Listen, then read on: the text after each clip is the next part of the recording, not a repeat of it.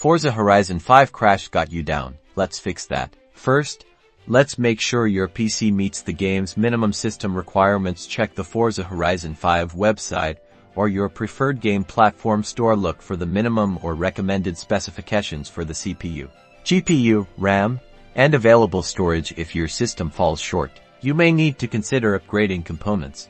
Open your internet browser and search Forza Horizon 5 system requirements. Compare your PC's specifications to those listed. Pay close attention to your graphics card and ensure that it meets or exceeds the minimum requirements for acceptable gameplay. Underperforming hardware is a common reason for crash. Next, let's tackle those drivers. Outdated graphics drivers are a frequent culprit behind crash. Open your device manager, expand display adapters, right-click on your graphics card, either NVIDIA or AMD, and select Update Driver.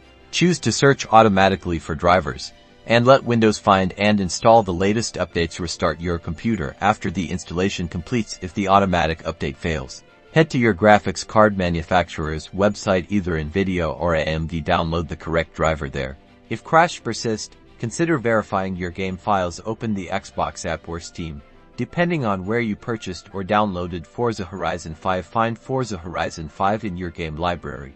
Then select the game files and verify integrity of game files option if the game is downloading through Steam, which ensures all its data is correct and complete, and then attempt another gameplay restart. Hopefully, these steps will help you enjoy Forza Horizon 5 crash-free.